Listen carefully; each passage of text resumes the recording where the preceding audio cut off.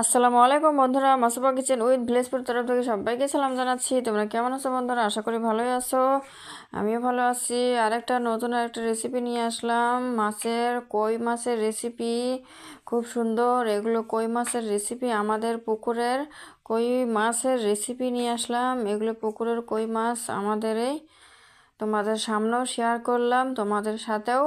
দেখো আমি কিভাবে রেসিপিটা করলাম, তোমরা আমার সঙ্গে থাকো। সবাই অনুরোধ করলাম বন্ধুরা, সবাই ফুল ওয়াচ করো ভিডিওটা, কেউ স্কিপ করো না, আর সবাই লাইক কমেন্ট করো। রেসিপি কীরকম হল ওটা বলো। এই যে আমি কই মাছগুলো আগে কেটে ধুয়ে পরিষ্কার করে নিয়েছি অফ ক্যামেরায়। এই যে এখানে আমি মাছ ভেজে নিচ্ছি বন্ধুরা। এই দেখো আমি মাছগুলো ছোট বড় মিশেলে আছে, এগুলো ভেজে রান্না করব সবজি দিয়ে। শীতকালে সবজি তো অসাধারণ হয় বন্ধুরা, মাছের চেয়ে যে কোনো সবজি ভালো লাগে। এই দেখো এখানে একটা টমেটো কেটে নিয়েছি, দুটা আলু, দুটা মূলো, একটা বেগুন, সিম, কয়টা বেশি না, এখানে 4-5টা সবজি আছে বন্ধুরা। এখানে এলে সবগুলো মিলিয়েই, বেশি দিইনি, একটা দুটো করে দিয়ে আমি এগুলো রান্না করে নিব। খুব টেস্টি হবে বন্ধুরা, কি বলবো। পুকুরের কই মাছ, দেশি কই মাছ এইভাবে সবজি দিয়ে রান্না করলে তো গরম ভাতের সঙ্গে জমে যায় বন্ধুরা। এই দেখো এখানে আমি ফ্রাই প্যানে যেখানে মাছ ভেজে নিয়ে তুলে নিয়েছি, ওখানে আমি তেল দিয়েছি আর সরিষার তেল দিয়ে এখানে একটা পেঁয়াজ কুচি দিয়ে দিলাম। পেঁয়াজ কুচিটা হালকাভাবে একটু নেড়ে চেড়ে নিব। আর বন্ধুরা আমার ভিডিও দেখে এখানে পর্যন্ত যারা লাইক করেন প্লিজ একটা লাইক করে দিও। এখানে আমি মশলা, হলুদ, কাশ্মীরি লঙ্কার গুঁড়ো, আদা, রসুন, মরিচ, বন্ধুরা এখানে আমি রসুনও দিয়েছি 3টা কোয়ার মতন। তার মানে কই মাছ একটু দেখো একটু কীরকম গন্ধ গন্ধ টাইপের লাগে, তার জন্য আমি রসুন দিয়েছি 3টা কোয়া। নাহলে মাছের মধ্যে রসুনটা কমই খাই বন্ধুরা। এইভাবে এখন ভালো করে একটু মশলাটা কষিয়ে নিব। লবণ দিয়ে দিলাম। এখানে আমি সবগুলো ঢেলে দিব, দিয়ে এখন সবজিগুলো নেড়ে চেড়ে নিব। সবজিগুলো কিছুক্ষণ আমি কষিয়ে নেব ভালো করে মশলার সঙ্গে।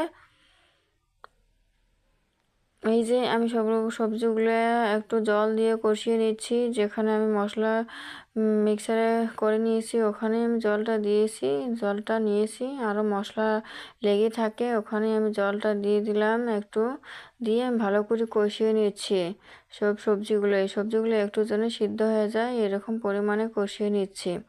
বন্ধুরা তোমরা দেখতেই পাচ্ছ খুব সুন্দর হয়ে গেছে, কিন্তু রান্নাটা হবে লেগছে। এই যে এখন আমি ভেজে রাখা মাছগুলো ঢেলে দিলাম। ঢেলে দিয়ে একটু এমনি হালকাভাবে নেড়ে চেড়ে একটু রেখে নিব কিছুক্ষণ, 3-4 মিনিটের মতন রেখে আমি পরে জলটা দিয়ে দিব। এই যে মাছগুলো আমি ছড়িয়ে দিচ্ছি। ঝোল দেওয়ার আগেই মাছটা এইভাবে একটু কিছু 3-4 মিনিটের আগে দিলে আর বেশি ভালো লাগে, তার রান্নাটার টেস্টটা বাড়িয়ে দেয়।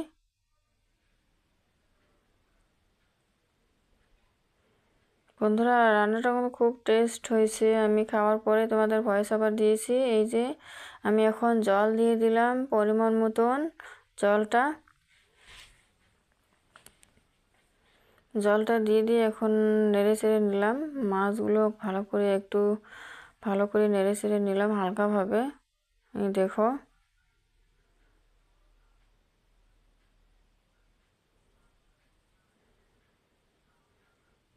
এই যে এখানে আমি উপর দিয়ে বন্ধুরা ধনেপাতা ছিটিয়ে দিলাম। আমি কিন্তু রান্নার শেষের দিকে ধনেপাতা দিই, আগে দেই না। আগে দিয়ে দিলে ধনেপাতাটা যদি আগে দিয়ে দিই তাহলে গন্ধটা থাকে না, ধনেপাতার সেন্টটা যে থাকে ওটা থাকে না কোনো বন্ধুরা। শেষের দিকে দিলে ধনেপাতার খুব সেন্টটা খুব ভালো লাগে, রান্নাটা খাইতেও যখন সেন্টটা আসে খুব হেভি, রান্নাটা দেখলে ভালো লাগে। এই দেখো রান্নাটা কত সুন্দর হয়েছে। এই যে মাছগুলো দিয়ে ঝোলটা একটু গায়ে গায়ে, বেশি ঝোল আঁকি নেই। দেখো বন্ধুরা সবজিগুলো সব খুব সুন্দর।